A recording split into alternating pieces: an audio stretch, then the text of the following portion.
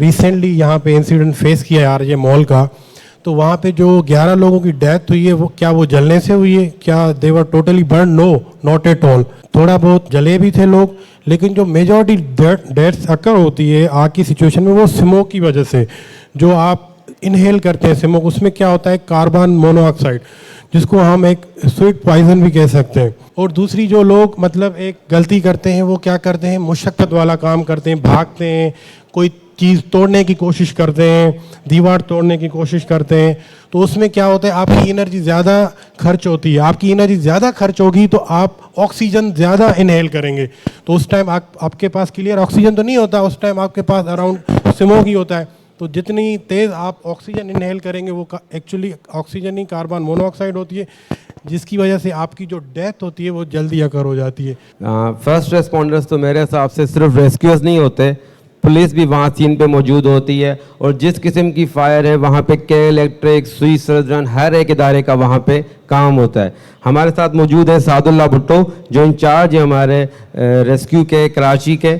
हम उनसे पूछते हैं कि उन्होंने कितने इंसिडेंट्स यहाँ पे रिस्पॉन्ड किए हैं कराची में और किस किस्म के मसले और किस किस्म की ऑब्स्टेकल्स उन्होंने फेस किए हैं। Saad thank you so much Roshan. Actually यहाँ पे आपको पता है कराची में जो मेजॉरिटी हमारी इमरजेंसीज़ की हमें कॉल मौसूल होती है वो होती है मेडिकल इमरजेंसीज। उसके बाद जो सेकंड मोस्ट इमरजेंसी है वो है हमारे पास फायर की इमरजेंसी। आए दिन आपको पता है आग के वाक़यात होते रहते कराची में, ये हमारे मामूल की बात है। तो इसमें कुछ चंद बेसिक जो चीज़ें हैं वो सबको पता होनी चाहिए ताकि आग में जो हम लोग अपनी जानों को किस तरह बचा सकते हैं। आपको ये सबको पता होना चाहिए। जो अभी हमने रिसेंटली यहाँ पे इंसिडेंट फेस किया है आरजे मॉल का, तो वहाँ पे जो 11 लोगों की डेथ हुई है वो क्या वो जलने से हुई है, क्या they were totally burn? No, not at all. थोड़ा बहुत जले भी थे लोग, लेकिन जो मेजॉरिटी डेथ्स अकर होती है आग की सिचुएशन में वो स्मोक की वजह से। जो आप इनहेल करते हैं स्मोक, उसमें क्या होता है कार्बन मोनोऑक्साइड, जिसको हम एक स्वीट पॉइजन भी कह सकते हैं। तो उसमें आप लोगों को पता नहीं चलता कि हमारे साथ क्या हो रहा है। आपको ऐसे लगेगा कि हमें नींद आ रही है। जैसे लास्ट इंसिडेंट आपको पता होगा मरी में हुआ था, लोग सर्दी की वजह से गाड़ियां बिल्कुल लॉक करके सो गए थे।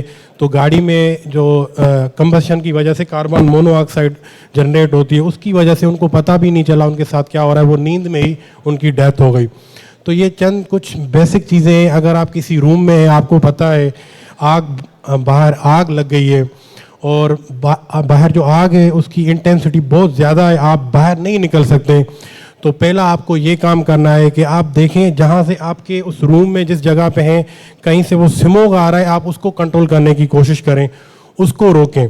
और दूसरी बात, अगर आप मतलब एक भगदड़ मच जाती है, आप भागते हैं धुएं में, आपको क्योंकि पता है धुएं में विजिबिलिटी इंसान की बिल्कुल ज़ीरो हो जाती है, तो उसमें आपको इधर उधर भागना नहीं, आपको काम रहना है।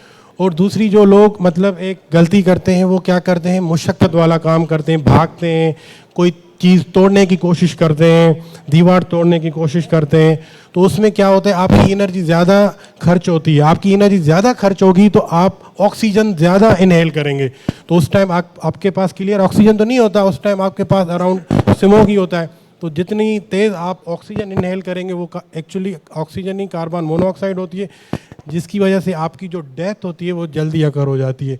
तो लोग जो हमने निकाले वो ज़्यादातर इसी वजह से, स्मोक की वजह से वो उनकी डेथ हो चुकी थी। बर्न वो इतने नहीं थे, फर्स्ट डिग्री आप कह सकते थे वो बर्न भी थे, लेकिन मेजॉरिटी जो उन्होंने देखा होगा कि हम लोग बाहर निकल के भागने की कोशिश करें तो उनको पता नहीं था कि एग्ज़िट का रास्ता क्या है, कहाँ पे। इसके लिए मोस्ट इम्पॉर्टेंट ज़रूरी ये है कि आप किसी भी अगर वर्क प्लेस पे काम कर रहे हैं, कमर्शियल में या रेजिडेंशियल में, आपको ट्वाइस इन अ ईयर आपको ड्रिल्स करनी चाहिए। आप अपने बच्चों को भी ये अवेयरनेस दें कि किस तरह जो है अगर इस तरह का वाक़या होता है, एक पूरा आप सिनेरियो बना लें, क्रिएट कर लें कि आग लगी है, आप सबको किस तरह से कौन सी एग्ज़िट से बाहर निकलना है और सबको इकट्ठा कहाँ होना है। एक असेंबली हॉल होना चाहिए जहाँ पे सब लोगों को इकट्ठा होना चाहिए।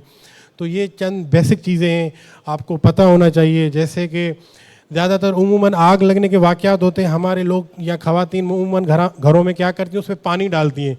तो अगर इलेक्ट्रिकल की कोई आग है, आपको पता है कि water is a good conductor of electricity, तो उसमें वो पानी पकड़ लेता है, उस आपकी इलेक्ट्रिसिटी शॉक आपको लगेगा। तो इस तरह चीज़ें आपको ख़वातीन जो किचन में काम करती हैं, तो किचन में अगर आग लग जाती है तो उस पर भी पानी डालती हैं, तो नो, इट्स वेरी रॉन्ग।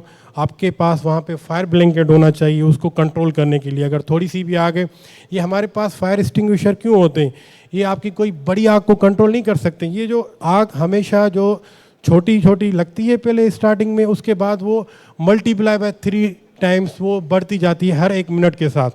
तो अगर आपने एट द इंस्टेंट आपको स्टार्टिंग में आपने उसको कंट्रोल कर लिया, आप